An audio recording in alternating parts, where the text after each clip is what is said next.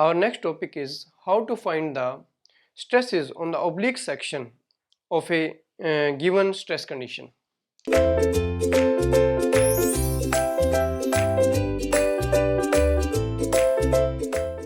So, methods of finding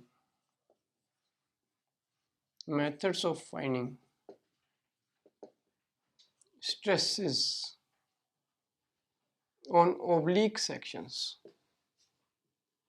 Oblique section means at an angle theta to a given stress element. We have to find out the stresses at an angle theta, right?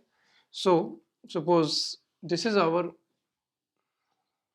stress element at which certain stresses are applied.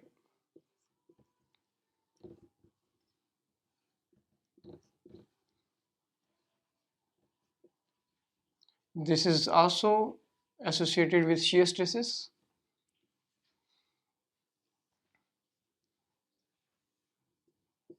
And our aim is to find out the stress at an angle theta, say this is theta, to this stress element, to this given stress element.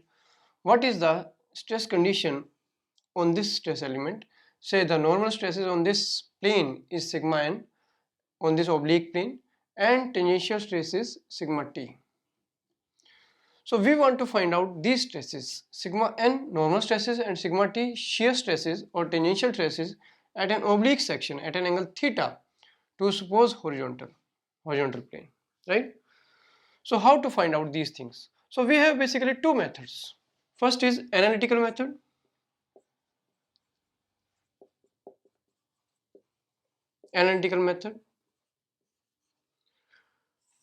We will do some mathematical analysis, force analysis, right, to find out the stress element.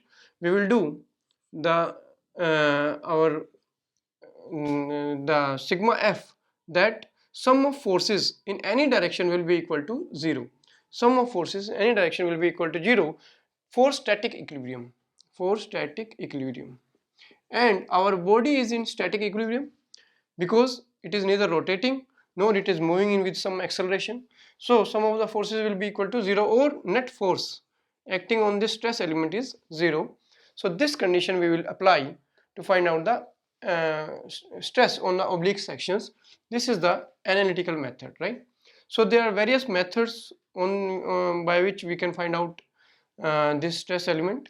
There may be various stress conditions may be there, like suppose there may be stress condition where only direct stress is applied only one plane, direct stress applied on only one plane. This may be the condition, and we have to apply find out the stresses on oblique section due to only one direct stress. Secondly, direct stresses are applied on two mutually perpendicular planes,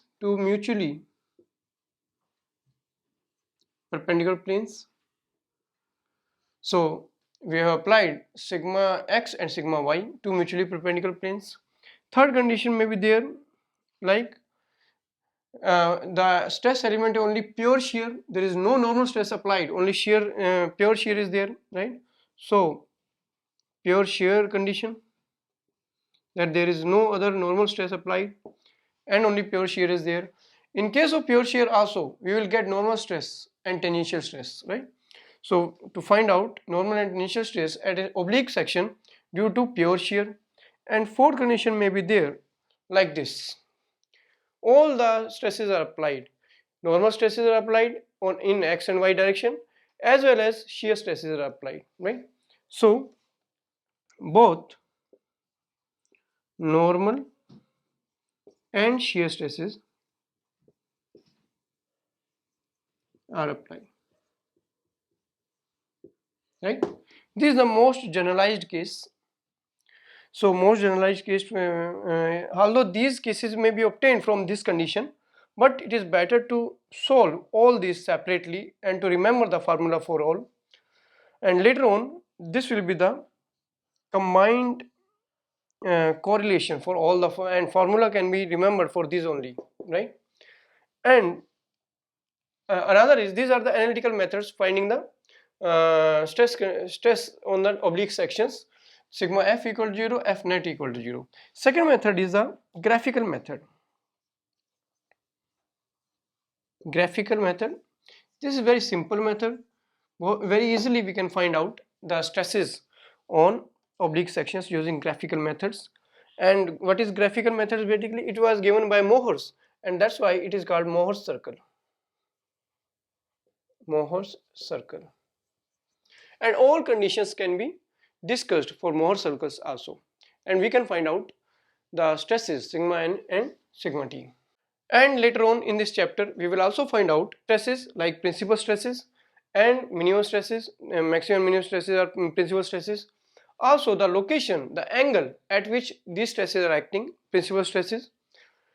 So, and also we can also find out the maximum shear stresses and the angle at which the maximum shear stresses are acting.